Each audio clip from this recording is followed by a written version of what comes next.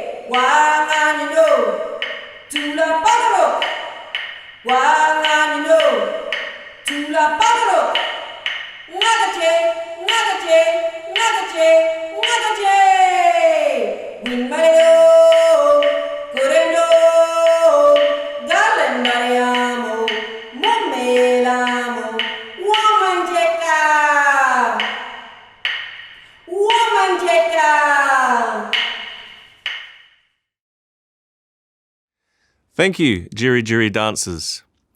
I now invite the University of Melbourne's Vice-Chancellor, Professor Duncan Maskel, to talk about the Narrm Oration and the importance of Indigenous-focused perspectives and Indigenous-related research to the University of Melbourne. Thank you for the introduction, Sean. I will commence by acknowledging the traditional owners of the lands on which we work and learn, and pay my respects to Indigenous elders, past, present and emerging. The Narrm Oration is an important event at the University of Melbourne that has been held annually since 2009. Named in honour of the country on which our metropolitan campuses are located, the Narrm Oration provides the university with an opportunity to profile leading Indigenous thinkers from across the globe in order to enrich our ideas about possible futures for Indigenous Australia. The Narrm Oration sits as a companion to the Dungala Kaela Oration held each year in Shepparton, which celebrates Aboriginal cultural identity with the goal of creating a shared vision for the people of the Greater Goulburn Valley region and promoting Aboriginal development. The university's strategy, Advancing Melbourne, holds up place as one of its major themes. By doing so, we recognise the importance of our relationship to the traditional owners of the land on which our campuses stand, including the traditional owners of Narrm. In line with this strategy, we also commit to fostering reconciliation as a national project of the highest importance, and to assist in the recognition, curation and activation within the Academy of Indigenous Knowledges. Through this recognition and commitment, we will deepen our engagement and increase reciprocal learning with the many Indigenous communities with whom we engage, in particular in Melbourne, the Goulburn Valley and North East Arnhem Land. I have no doubt that this evening's oration, titled Navigating Indigenous Futures, will provide important insights into how we can all support a future for Indigenous peoples. A future that is bright in the midst of historic and current challenges. In conclusion, I thank our orator, Professor Papaarangi Reid, and I acknowledge the leadership at Melbourne of Pro-Vice-Chancellor Place and Indigenous, Professor Sean Ewan, and Associate Provost, Professor Marcia Langton. I thank Sean and Marcia for their tireless contributions, which continue to have great impact both within the University of Melbourne and beyond. Thank you. Thank you, Vice-Chancellor. It is with great pleasure now that I introduce the Narrm orator, Professor Papaarangi Reid. Professor Papaarangi Reid is a member of the Te Rārawa Iwi in North Hokianga. She is the head of Te Kupenga Haiora Māori and Tumuaki Dean at the Faculty of Medical and Health Sciences, University of Auckland. She's an alumnus of the University of Auckland, graduating in science and medicine with postgraduate qualifications in obstetrics and community health. She is also an honorary professor at the University of Melbourne. She's a fellow of the New Zealand College of Public Health Medicine and an honorary fellow of the Royal Australasian College of Surgeons. Professor Reid is most noted for her long-standing work holding governments to account for inequities, especially in health outcomes for Māori and other Indigenous peoples. She believes that equity for Indigenous citizens is a symbol of government commitment to Indigenous rights. She's committed to increasing the number of Māori and Pacifica graduates in the health professions and thereby changing the face of the New Zealand health workforce and improving the cultural safety of health services. Professor Reid has well over 100 publications and is sought after internationally as a collaborator and commentator in Indigenous health and health equity. She is a member of the leadership team of the Ngā Pai o Tā Māramatanga, New Zealand's Māori Centre of Research Excellence. Professor Reid has been a member of WHO and UNICEF commissions and been part of other international collaborations, committees and councils. Her work has been recognised by a number of awards, including being named Public Health Champion in 2007 by the New Zealand Public Health Association, 2 awards from Te Ohu Rata o Aotearoa, a leadership award from the Leaders in Indigenous Medical Education Network, and awards for her early work in Māori tobacco control. Please welcome Professor Papaarangi Reid, who will deliver the 2021 Narrm Oration entitled Navigating Indigenous Futures.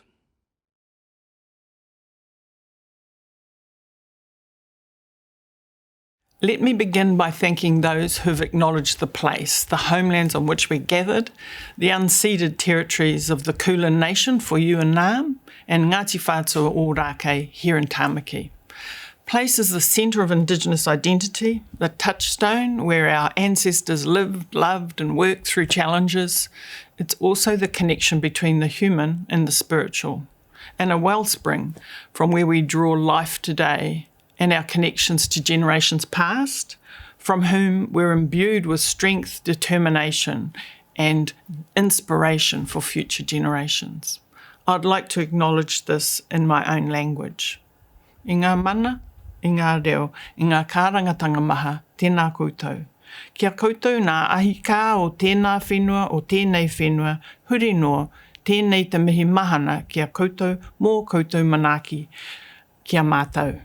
Hoi anō, I roto I ngā tini āhuatanga o tēnei wā, tēnā koutou, tēnā koutou, katoa. I want to begin with a confession. I always struggle with producing an abstract weeks or months before a presentation. It's as if life and time and thinking and events are suspended. It's not really my reality. So apologies in advance that this may differ from the advertised program. After all, we're living in quite extraordinary times, so I'm hoping you can all forgive any transgressions. In my abstract, I noted a Māori whakatauki, a proverbial saying, I ngā rā o mua, the past days are before us. It's a saying that draws our attention to Māori concepts of time. It points out that our pasts imprint our futures, and we envisage our futures informed by our past. I'm already of an age where I do a bit of reflecting on my past and thinking, wondering, planning what this means going forward. Next year, it'll be 40 years since my graduation in medicine, a qualification that's heavily imprinted on my identity. And looking back on those 40 years, all I can say is, wow, it's been a hell of a ride. As you can imagine, as a junior doctor in Aotearoa in 1982, things were different. There were fewer antibiotics, no statins, and no morning after pill. Cancer treatments were limited and toxic. Here we had widespread hepatitis B. We still diagnosed paediatric miliary tuberculosis, but as yet we had no HIV. We'd only just got CT scans. We didn't have MRIs, IVF, coronary artery stenting, and bariatric surgery, let alone precision medicine. In hospitals, the on-call duty roster for us junior doctors was gruelling and unsafe, but accepted as normal. Nurses wore caps and white dresses. All records were paper-based. X-rays were on film, and there was no email. Rates of tobacco use for Māori adults were well over 50%. Mental health services were heavily institutionalised, and there were so few Māori doctors we all knew each other. The early 1980s was also a time when health was challenged about ethics and the unbridled power of doctors, many of whom were men, and about the narrow focus of the health system on illness rather than on health. We also predicted much of what still challenges us today: the ageing population, rapidly developing technological and pharmacological advances, and the separation of health from the social determinants of health, the expansion of the health budget, and the workforce makeup, distribution, and scopes of practice. Those years were also a time for confronting debates born out of social movements, where we demanded women's rights, Māori rights, that the New Zealand government honour the Treaty of Waitangi, that New Zealanders take a stand for human rights on the international stage, against apartheid and against nuclear weapons. Globalisation and neoliberal economic reforms were emerging. But it was also a time of reinvigoration, Māori reclaiming our fight against the violent imposition of colonial ways of thinking and being had never died, but in this era new energy was born, ensuring reclaiming rights to land, to resources, to culture and language, and to self-determination. Voices were raised, histories were retold, lines were drawn, we sang, we talked, we protested, and we marched. And I was patterned and forged in these times and by these debates. Probably because of this and the way it made me think about health, I found my way to public health at a time when it was evolving to the new public health, a professional place to stand and a kaupapa, a philosophy to fight for, Māori health equity. Equity is such a little word, but what a struggle it has been to get it recognised, defined, monitored, let alone prioritised for action. Inequities for Māori were, and still are, the most consistent, comprehensive and compelling. Despite arguments and inferences otherwise, they're neither natural or coincidental. As health workers and academics, we're trained to ask questions about evidence and causal pathways. But evidence itself is not neutral, and nor are the pathways. They too are patterned. Some commentators assume differences in health outcomes for Māori are due in a large part due to differences in genetics or bad behaviour. Actually, it's more important to understand intergenerational colonial trauma and the epigenetics of a life lived in toxic environments. And how if some groups do poorly and get fewer of society's resources, others get more of those resources and are privileged. Some commentators will focus on the very proximal part of the causal pathway. For instance, that diabetes causes much of our premature mortality. Indigenous academics tend to focus on the whole causal pathway, on how colonial histories and the misappropriation of Indigenous land and subsequent racist policies have created generations of Māori who live in suburbs with food apartheid, where sugar-sweetened beverages are cheaper than milk, where alcohol outlets are numerous, where both parents need to work and perhaps more than one job, where benefit income is insufficient and where rental housing is overpriced, damp and overcrowded, and where access to and through healthcare is restricted by factors like cost, transport, geography and communication, and where suburbs are shaped by historical policies of land confiscation, marginalisation and dehumanisation. These patterns are not just ours, not just Māori. They're found across the Indigenous populations worldwide. And while I champion equity, it doesn't mean that I believe equity is the end goal. Equity is more a signal, a means of monitoring governments and our society's values and commitment to fairness and social justice. Equity is the barometer.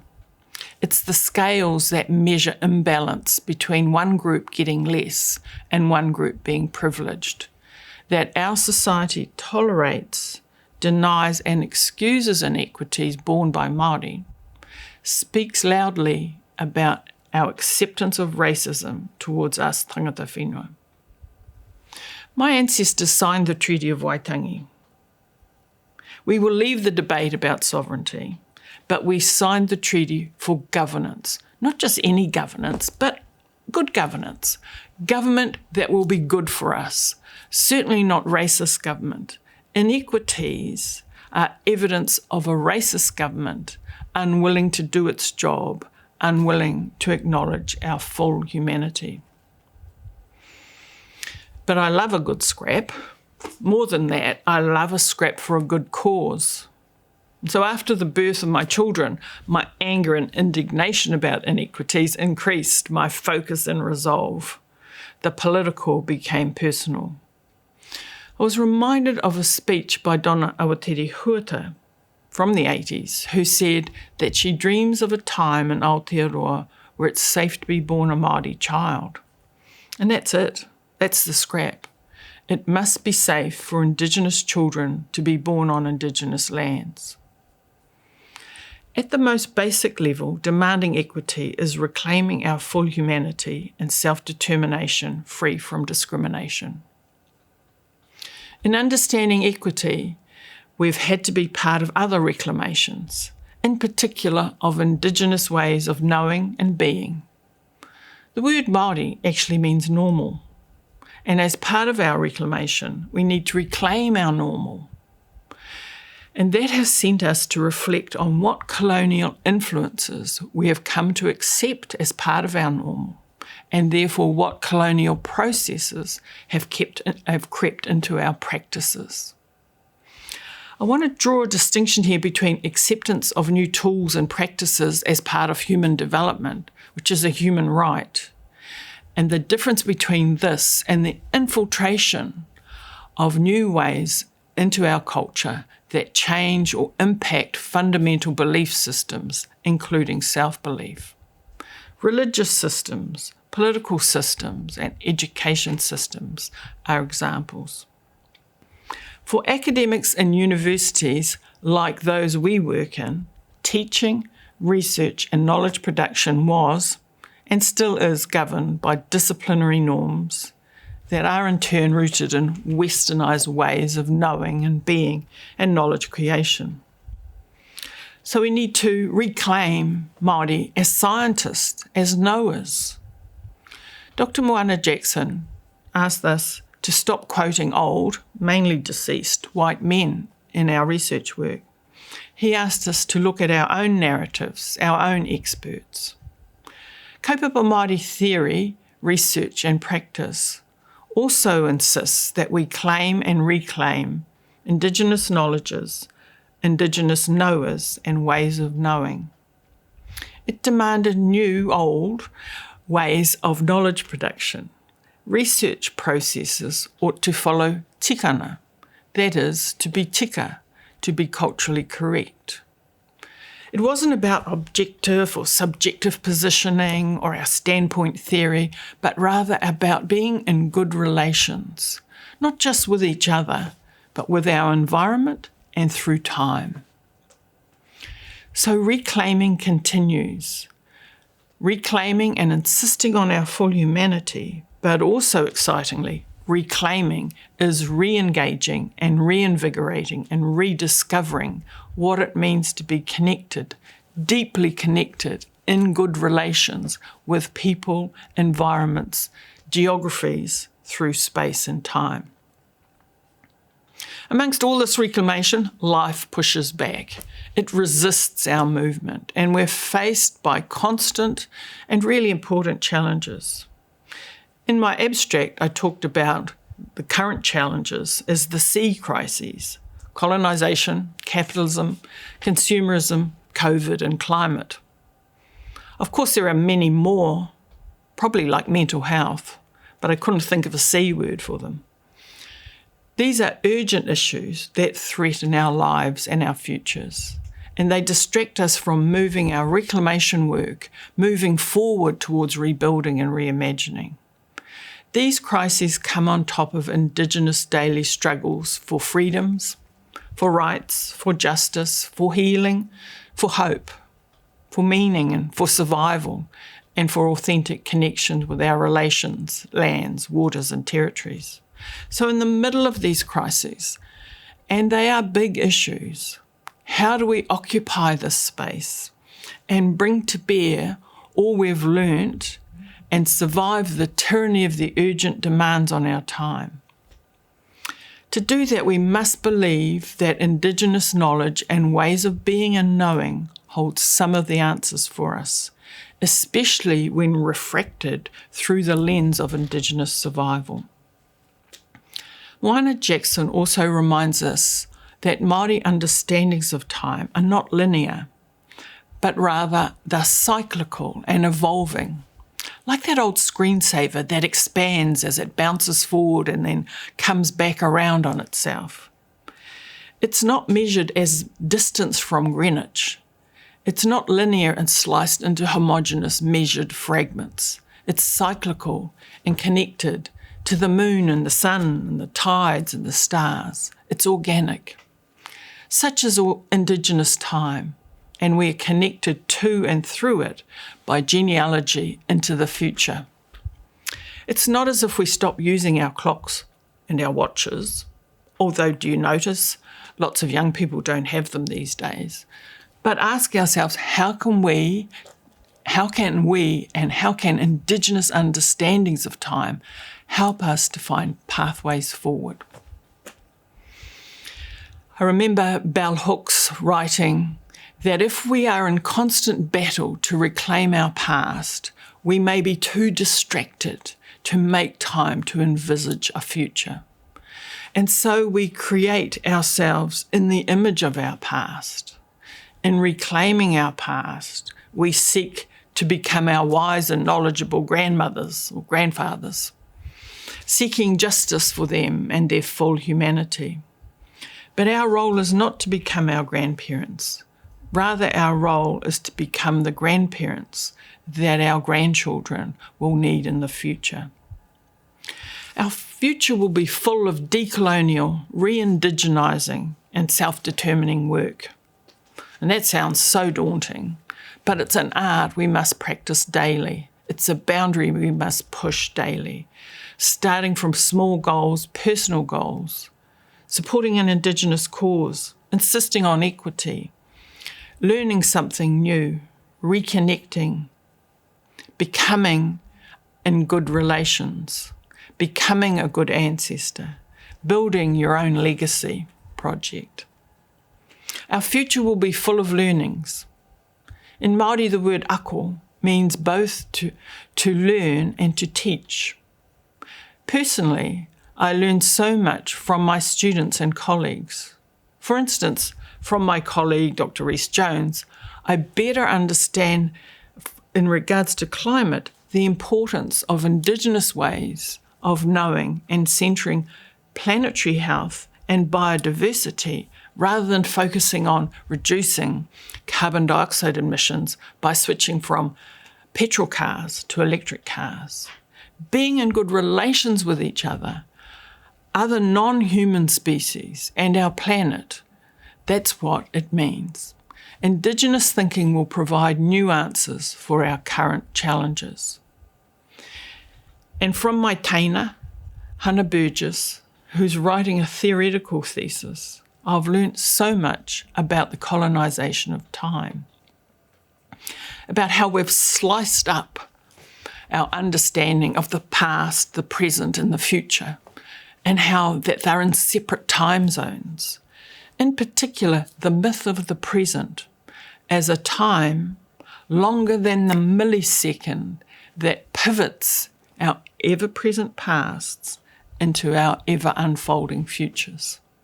Thinking about time as dynamic and connected makes now so important in creating our futures. I want to finish tonight by reading you a poem by Alice Te Punga Somerville. It's called An Indigenous Woman Scholar's Prayer. May I grow old enough to be forgotten. May my questions become passé. May my bibliographies become outdated, and may my theories be superseded. May I be obsolete. May I teach students who teach students who teach students. May I meet these young thinkers at conferences. May I read and cite their work. May I watch them stand more stably than I could ever have dreamed. May I sit in committee meetings where young colleagues raise new challenges because the old ones have finally been put to rest. May I watch the old guard quietly move on, but more than this, may I live long enough to be part of the old guard who younger scholars wish would retire. May I get to retire. May I see scores of Indigenous scholars write hundreds of Indigenous books that ask thousands of Indigenous questions. May I meet Indigenous Vice-Chancellors, Presidents, Professors and Deans, and may they not all be men. May I lie on a future deathbed and look back with regrets related to work rather than regrets related to family. May my passing be unshocking, not early, not unexpected. May I run out of ideas before I run out of time. Nā Alice Te Punga Somerville. Thank you once again for the honour of inviting me to present this oration. Nōku te honore. Nā mihi mahana kia koutou katoa. Mauri ora. Thank you, Professor Reid. Professor Marcia Langton, AO, is the Associate Provost, a Redmond Barry Distinguished Professor and the Foundation Chair of Australian Indigenous Studies at the University of Melbourne. As an anthropologist and geographer, Professor Langton has made a significant contribution to government and non-government policy, as well as to Indigenous studies nationally. In 2016, Professor Langton was honoured as a University of Melbourne Redmond Barry Distinguished Professor, and in 2017 was appointed Melbourne's first Associate Provost. It is my pleasure now to invite Professor Marcia Langton to provide a response to Paparangi. Thank you, Professor Papaarangi Reid, for your oration. This year's Narrm Oration was suitably gentle but bracing, profound and touching, yet provocative in that you have reminded us of the work to be done. How do we create that future for our coming generations in the context of all of the seas, the climate crisis, and other disasters that people in our generation bequeathed to their children and grandchildren thoughtlessly and in defiance of the science. Your 40 years as a doctor and a teacher have been rich years, and you'll leave a great legacy on this earth. When you graduated as a young doctor and joined your colleagues, whom you knew, such a small group, we in Australia had, for the first time, 3 medical graduates who were Indigenous: Dr. Helen Milroy, Dr. Sandra Eads, and Dr. Ian Anderson. 2 of them have worked here at the University of Melbourne. They were our pioneers, and since then, many more have joined them, and now we have an Australian Indigenous Doctors Association, and indeed a robust and most important collaboration with you and your colleagues in New Zealand as we tackle the problem that you raise, the problem of equity. Such a big concept, but so difficult to achieve. I like that part of your lecture where you say, at the most basic level, demanding equity is reclaiming our full humanity and self-determination free from discrimination. That remains the challenge. And just as importantly, your giving this Narrm Oration allows our young people on both sides of the sea to see themselves in you. We can't be what we cannot see. So you are not just a role model, you provide a pathway forward by laying out your career and explaining how much has changed. We need our young people to see what they could be, and in you I am sure that they will see an accomplished and thoughtful doctor, teacher and philosopher. And then you give us another strong message. In understanding equity, we have had to be part of other reclamations, in particular of Indigenous ways of knowing and being. You tell us that the word Maori actually means normal. As part of our reclamation, we need to reclaim our normal. And that has sent us to reflect on what colonial influences have we come to accept as our normal, and therefore what colonial processes had crept into our practices. This is a most important reminder as we here at the University of Melbourne have recently established a multidisciplinary research institute, the Indigenous Knowledge Institute, led by Professor Aaron Corn, with the task of creating a community of practice to ensure that our Indigenous knowledge systems are not just reclaimed but become recognised in the academy, respected in the academy, and that we disentangle the colonial from the Indigenous. And that goal, I think, is fundamental to our well-being. Now, you and I know that the idea of health, as you point out, has changed so much from the old medical model of illness to now the Indigenous approach of undertaking all of that work that leads to our health and well-being, that is, the social and cultural determinants of health. A damp and overcrowded house will necessarily exacerbate the already existing underlying health problems. A poor diet will exacerbate the diabetes and other chronic illnesses.